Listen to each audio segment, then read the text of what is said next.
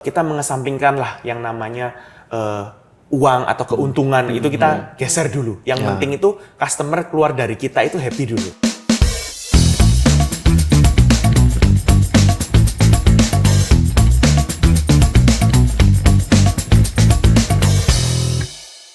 Halo semuanya, welcome back to Marketplace Wisdom bersama saya Ivana dan Pandi, hai. serta narasumber kita. Abraham.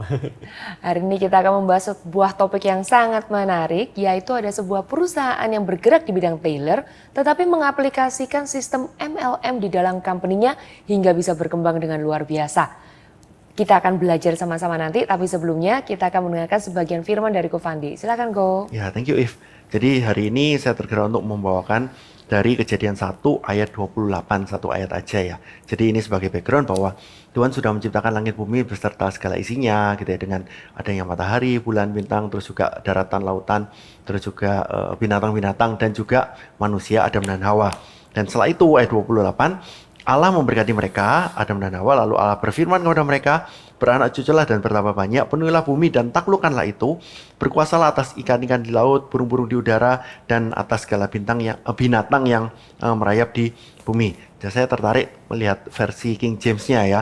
And God bless them, Tuhan memberkati mereka, langsung saya terjemahkan aja. Dan Tuhan berkata kepada mereka, be fruitful gitu ya, berbuahlah dan multiply dan multiplikasilah. Dan setelah itu penuhilah bumi dan taklukkanlah itu dan punyalah dominion ya, punyalah dominasi atas ikan, atas burung dan segala sesuatu yang merayap di permukaan bumi. Jadi masing-masing dari kita Tuhan meminta kita melalui Adam dan Hawa dan pastinya untuk seluruh umat manusia untuk berbuah gitu ya. Berbuah itu berarti ada satu buah yang dihasilkan dan itu dihasilkan dari kita harus secara sengaja kita harus bekerja dan multiplikasi. Jadi bagi kita mungkin kita bisa evaluasi gitu ya. Ketika kita berbisnis, ketika kita berkarir, apakah kita ini sekarang ini bisnis atau karir kita ini lagi menanjak atau kita lagi stabil atau lagi stuck atau malah cenderung menurun gitu ya, dengan adanya disrupsi, revolusi industri 4.0 dan sebagainya. Itu membuat kita harusnya kita ini mengevaluasi setiap apa yang ada dalam bisnis atau karir kita dan kita harusnya berpikir, Tuhan kenapa kok punya bisnisku atau karirku nggak bisa bermultiplikasi ya Tuhan? Gitu. Kenapa? Apa karena sekarang ini kita mungkin kurang fokus, kurang tekun gitu ya, kurang belajar gitu, atau mungkin bisa jadi karena kita ini melihat bahwa bisnis kita ini sekarang hanya sekedar bertahan gitu ya, supaya tidak kalah. Nah ini akhirnya cukup berbahaya karena bisnis yang bertahan supaya tidak kalah itu suatu saat nanti juga akan menuju ke sunset gitu ya. Jangan sampai seperti itu. Karena bagaimanapun Tuhan ingin kita ini bermultiplikasi, sama seperti perumpamaan talenta, uang mina gitu ya, bahwa Tuhan ini tidak ingin kita ini stuck di situ aja, tapi bagaimana kita bisa multiplikasikan. Nah, oleh karena itu hari ini saya tergerak untuk masing-masing dari kita semua evaluasi secara cepat, belajar secara cepat, dan bertindak secara cepat supaya bagaimana kita bisa memultiplikasi apa yang Tuhan percayakan dalam hidup kita. Yes. Itu semoga semua diberkati. There's always a room for growth ya di dalam bisnis kita. Nah, makanya cocok banget hari ini kita mengundang Abraham ini untuk menceritakan pengalamannya. Oke, Abraham sebelum tadi kan baru sebutin namanya nih, boleh diterusin lebih detail deh tentang pekerjaannya dan juga pelayanannya. Silakan. Oke, halo semua, saya Abraham, saya 3 bersaudara dan saya bekerja di bidang tailor, di mana tailor ini sudah merupakan saya generasi keempat juga seperti itu. Dan saya pelayanan di pengembalaan sebagai CGL dan di ministry saya sebagai welcome launch. Nah, Bro Abraham, kira-kira bisa nggak diceritakan latar belakang secara singkat aja ya? Gitu, gimana perusahaan tailor ini dari awal berdiri gitu ya, langsung cepat langsung sampai Bro Abraham yang handle semuanya ini. Oke, kalau perusahaan tailor ini kita kiranya kita dari tahun 1915 kok. Dari 1915, cuman pada waktu itu kita masih belum pakai nama Bihin. Nah lalu kita di 1928 kita pakai nama Bihin dan baru diresmikan tahun 1930. Nah pada waktu itu masih zamannya kakek saya ya. 100 tahun yang lalu ya. Pada saat itu masih zamannya kakek saya. Lalu kakek saya turun ke papa saya, lalu dari papa saya ke saya, seperti itu. Nah, kira-kira gimana perpindahan itu? Mungkin kalau dilihat dari kakek buyut terlalu jauh ya. Iya. Dari papa gitu ke Bro Abraham. Jadi kalau dari papa ke saya, itu pada waktu saya mulai masuk ke bisnis ini bisa dibilang stagnasi kok. Bisnis ini bisa dibilang hanya bertahan saja seperti itu. Lalu ketika itu saya menemukan passion saya jadi kayak merasa bahwa saya ini memang cocok untuk bekerja di bidang fashion, saya di bidang jasa ini saya merasa bahwa ini tuh adalah passion saya. Nah dari sana saya itu mulai tergerak untuk saya mulai menggeluti bisnis ini seperti itu. Waktu itu memang berapa tokonya yang waktu dihandle oleh? Satu. Oh ada satu. Ada satu, Okay. betul. Nah, sekarang gini, mungkin teman-teman juga pasti pengen tahu gitu ya, bagaimana kok bisa ketemu passionnya gitu ya. Gitu bisa jadi kadang-kadang kan namanya family business itu saya nggak suka gitu ya, karena mungkin bisa lihat papa itu suka dukanya asam garamnya seperti apa, itu ada beberapa orang kan tidak mau itu. Nah, Bro Abraham gimana kok bisa dapat akhirnya klik dengan passion itu? Jadi pada waktu saya lulus SMA, saya tuh benar-benar merasa bahwa ini tuh sebenarnya bukan pekerjaan yang saya inginkan. Tapi sembari saya pada waktu itu saya sempat sekolah juga, saya merasa after pulang sekolah saya di kantor saya merasa bahwa saya itu orang suka fashion juga kok sebenarnya. Nah dari saya ketika saya suka fashion, saya melihat, ini saya suka gitu loh. Nah kenapa saya kok nggak teruskan bidang ini gitu. Dari sana saya mulai tergerak untuk saya kayak, saya harus lanjutkan ini, seperti itu. Nah sekarang dari stucknya itu, gimana caranya komunikasi sama papa, terus akhirnya bisa multiplikasi seperti sekarang? Kalau dari stucknya, karena saya sudah menemukan passion, lalu saya itu mulai pasti ya tergerak untuk kita itu mulai rombak semuanya. Dari internal, eksternalnya kita rombak. Terus lalu yang kedua kita juga mulai sistem branding, di mana kalau branding itu untuk para customer kita untuk melihat bahwa casingnya kita sudah mulai berubah, seperti itu. Dan lalu yang terakhir kita mulai mengemasnya dalam artian produk kita pun kita upgrade juga. Mungkin yang sebelumnya stagnasi dalam artian produk-produknya mungkin yang kayak seperti itu saja, tapi kita mulai mengarah ke yang lebih modern seperti itu. Produk itu berarti dari bahan, model gitu. Betul, ya. benar. Oke. Untuk perubahan branding apa yang dilakukan pertama kali? Untuk perubahan branding, kalau waktu itu ya, kita dengan segala keterbatasan kita kalau untuk saya mulai dari menata kantor saya dulu. Interiornya? Atau bukan, nggak sampai interior kepada waktu itu. Jadi kita mulai menata dulu, tujuannya supaya ketika customer masuk paling nggak merasakan ruang yang sedikit lebih lega. Lebih nyaman. Seperti itu, lebih nyaman. Jadi kayak, terus waktu itu saya mulai pindahkan gudang saya, terus perlahan saya mulai upgrade untuk sampel-sampel buku waktu itu seperti itu. Jadi pada waktu itu dengan keterbatasan kita mulai bisa rubah dengan apa yang ada dulu seperti itu. Minor change dulu gitu ya. Iya, benar. Dari sejak saat itu kita mulai kayak bikinkan seragam untuk karyawan yang dulunya mungkin biasa saja kayak gitu. Jadi dari hal-hal yang minim banget tuh. Tapi dari sana Tuhan percayakan lebih lagi dan itu yang membuat kita bisa semakin upgrade di branding-branding yang dengan skala yang lebih besar. Nah tadi kan Bro Abraham sebelumnya kan sempat kita cerita-cerita gitu ya. Sekarang tantangan milenial gitu ya, zaman sekarang kan adalah kesulitan, ada gap gitu ya, gimana cara komunikasi gitu dengan dengan orang tua gitu ya. Nah gimana akhirnya Bro Abraham akhirnya bisa handle ini? Nah jadi sebenarnya pada waktu awalnya memang percekcokan dengan ayah itu memang pasti sangat luar biasa gitu ya, karena beda pendapat dan lain sebagainya. Lalu dan juga saya punya pendirian sendiri, saya juga merasa bahwa pada waktu itu saya sebagai anak muda saya bisa melakukan segala sesuatu seperti idealis itu. Ya. Benar. Nah pada waktu itu singkat ceritanya saya sempat tanya tuh sama leader saya di CG gitu ya, saya tanya bagaimana ya untuk menghadapi percekcokan yang tak kunjung berhenti ini seperti itu. Lalu pada waktu itu intinya adalah saya harus yang menurut dengan apa kata papa saya. Singkat cerita, Papa maunya seperti apa sih? Dari sana kita akhirnya menemukan titik tengah. Dan sampai hari ini pekerjaan kita bisa dikatakan kita tetap bersama. Dengan keadaan yang dulunya sangat nggak oke, saya yang merasa serba bisa. Sekarang hari ini kita bisa bekerja bersama-sama dengan tetap akhirnya papa yang perlahan-lahan mundur dan menyerahkannya ke saya. Seperti itu. Jadi bukan malah cekcok, tapi menemukan dengan komunikasi yang baik, akhirnya menemukan jalan tengah. Ya, saya percaya karena Tuhan nggak ingin perpecahan pasti. Benar. Gitu. Nah, setelah itu kan berarti Bro Abraham dapat kebebasan kan gitu ya. Betul. Kebebasan untuk berkreasi gitu ya, kebebasan untuk ngatur semuanya. Nah, gimana caranya akhirnya dari toko yang satu ini sekarang kalau nggak salah itu ya 5 ya gitu. 4 atau 5? 4 menuju 5. 4 menuju 5. Nah, Benar. ada cabang di luar kota juga Iya, ya? betul kok. Jadi kalau untuk di cabang di luar kota, sistemnya kita adalah kita harus mempercaya orang terlebih dahulu. Jadi kita melakukan training-training terhadap orang-orang barunya kita sesuai dengan standarnya BIHIM, seperti itu.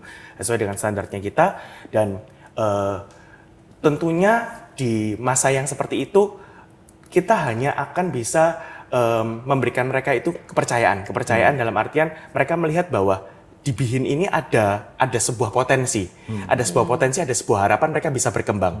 Dengan cara itu akhirnya mereka menerima untuk mereka ditaruh di luar kota dan lain sebagainya, dan mereka bekerja seolah-olah perusahaan itu miliknya mereka sendiri. Nah ini yang itu ya bro ya, karena bagaimanapun kita tahu ya salah satunya Taylor atau BIHIN juga bergerak di bidang jasa, sama seperti misalnya kayak koki gitu ya, sama seperti kayak jasa barbershop atau salon potong rambut gitu ya. Jadi terkadang kan orang begitu skillnya nambah atau begitu banyak dipercaya oleh customer, ternyata dia buka sendiri. Nah, gimana caranya potensi untuk? Nah, kalau pertama kita building trust dulu kok.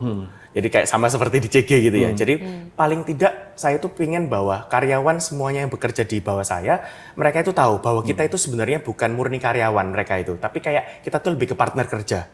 Dan mereka tahu bahwa di posisi ini kita itu saling membutuhkan.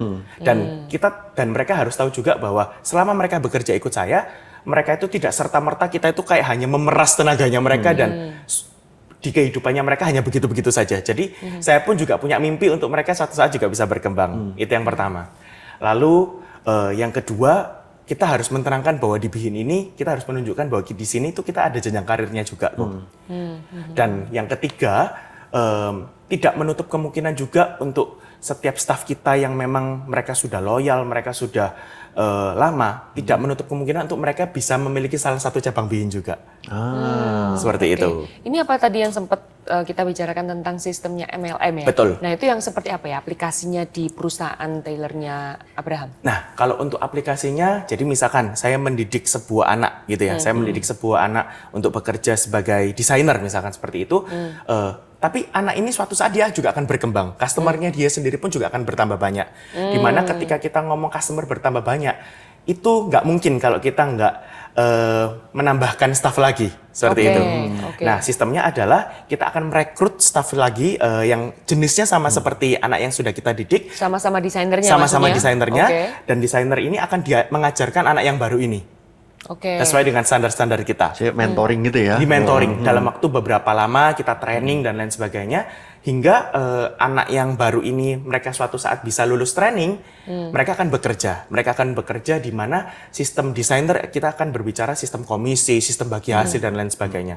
Dan anak daripada desainer pertama saya ini, ketika mereka menghasilkan lebih lagi, itu akan juga berimbas pada fee atau gaji juga pada yang desainer yang mengajarkan. Benar, seperti itu. Dan itu yang membuat kita bisa solid dan kita bisa berjalan di sebuah visi yang sama. Di mana kayak nggak ada iri-irian, nggak ada kayak misalkan, oh kalau desainer baru ini bertambah, otomatis penghasilan saya berkurang. Itu sudah nggak ada mindset seperti itu. Karena dengan adanya staff baru, otomatis ini akan menjadi peluang untuk kita semakin bertambah besar. Seperti itu. Nah sekarang dari customer-nya sendiri gimana bro? Maksudnya kan ada customer yang yang rata-rata ya ini jasa ya, sama kayak tadi salon lah atau itu mending saya datang ke pusatnya langsung aja, ketemu Bro Abraham, atau konsultasi, diukur, habis itu didesainkan jas yang kok kelihatannya sama ownernya ini nanti akan dapat yang lebih bagus ya. Nah, sedangkan ini gimana Bu, untuk caranya bikin kualitas yang sama dengan standar pelayanan yang sama gitu ya? Ya, seperti itu. Kalau untuk kualitas dan standar yang sama tentunya kita dengan yang training itu tadi kok. Tetapi untuk mengurangi dalam artian untuk orang yang semuanya mencari saya, itu kita melakukannya dengan membranding sebuah brand. Di mana brand yang lebih muncul adalah BIHIN-nya, bukan sayanya, seperti itu. Dari sana, so far yang kita jalanin, customer-customer kita juga cukup trust. Mereka langsung datang, mereka langsung ukur, pilih model, tanpa ketemu saya. Seperti itu. Udah berjalan seperti itu ya. Nah ini kalau misalnya customer yang di luar kota posisinya, tapi kan awal-awal pasti tetap butuh sosok seorang Abraham ya? Iya. Oh gitu ya, jadi kalau awal-awal dibuka oleh Abraham dulu, setelah itu nanti udah ada yang handle sendiri? Betul.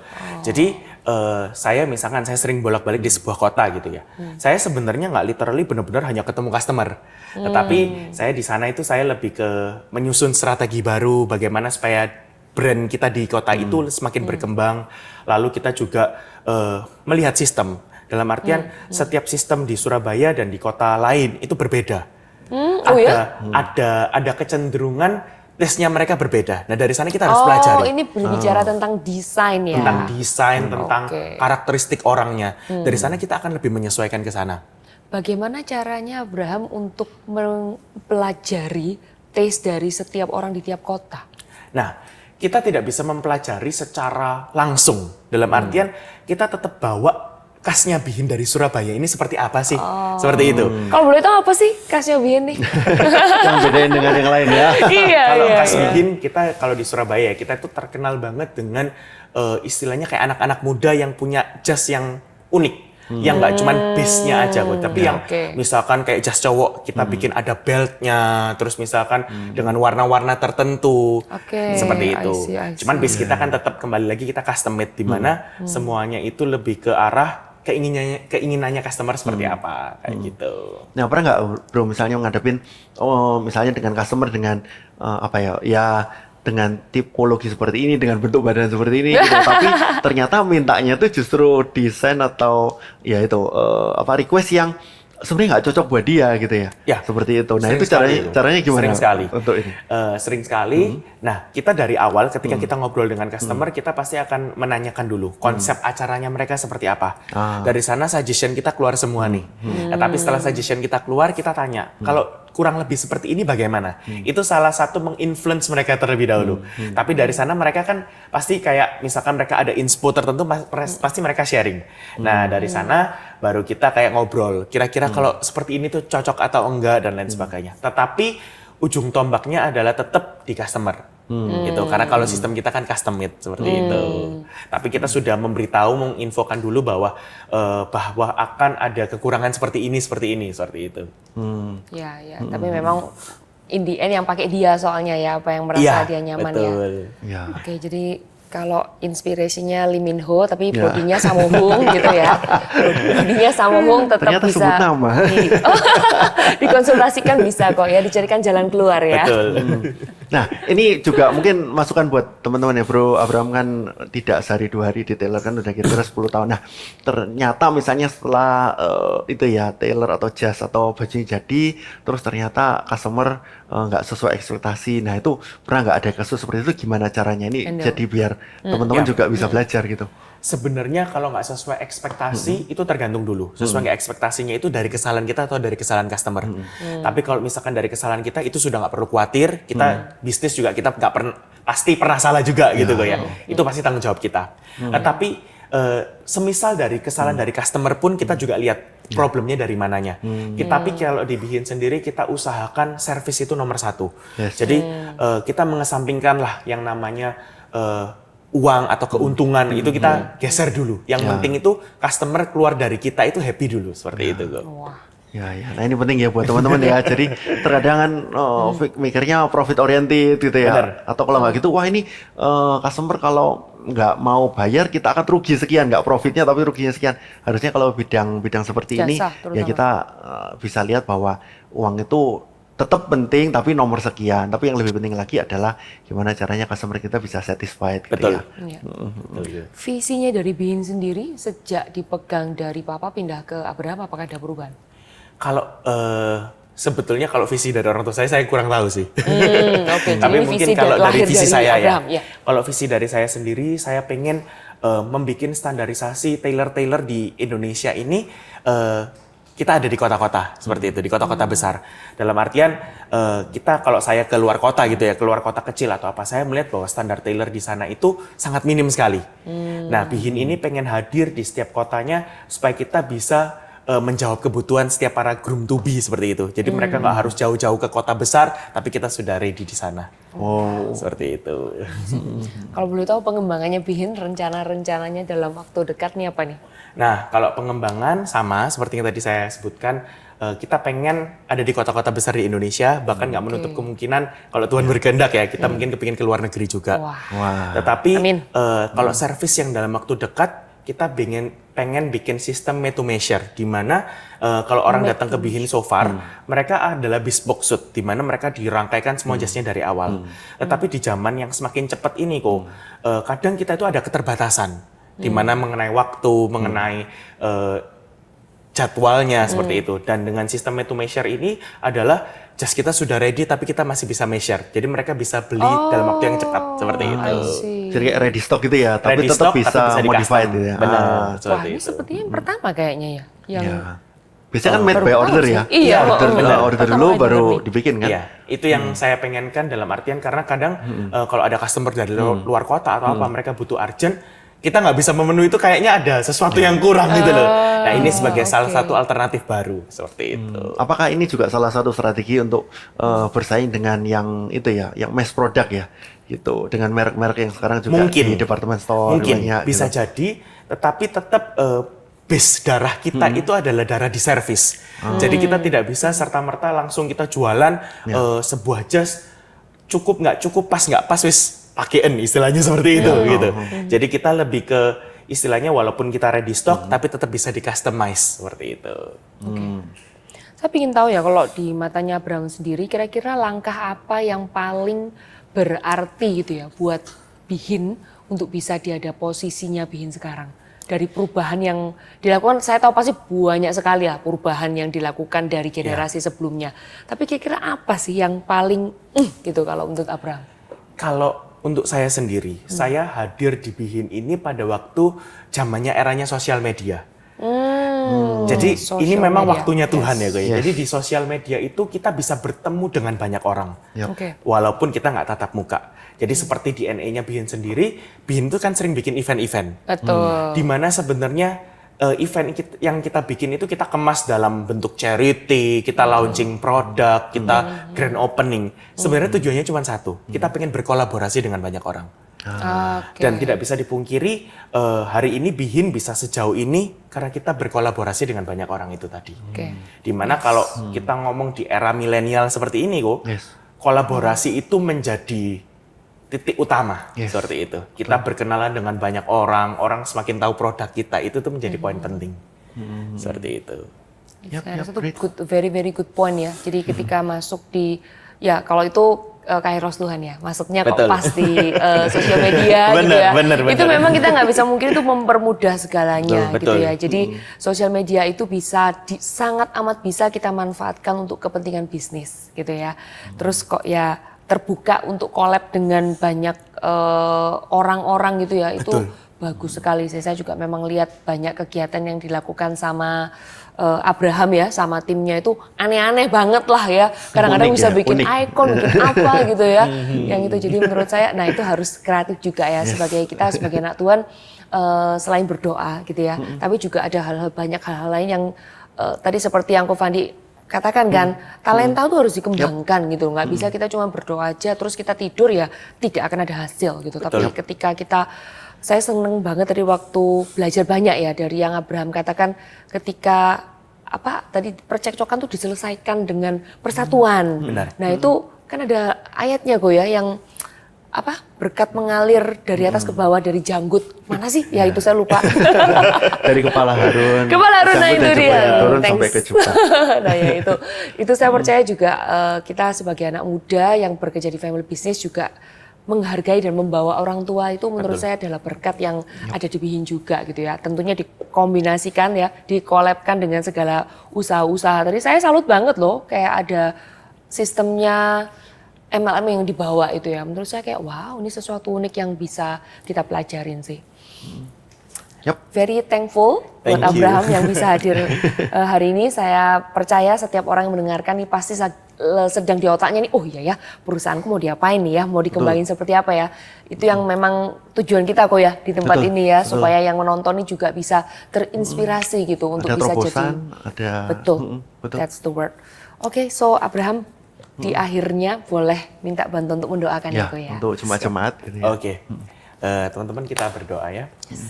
Tuhan Yesus, terima kasih Tuhan buat setiap kami Tuhan yang bisa menonton Marketplace Wisdom ini Tuhan, biarkanlah Tuhan melalui Marketplace Wisdom Tuhan, setiap kami Tuhan dipenuhi dengan hikmat-hikmat yang baru, dengan roh spirit yang menyala-nyala Tuhan, untuk kami juga bisa jadi berkat Tuhan di Marketplace. Tuhan Yesus, terima kasih buat Marketplace Wisdom.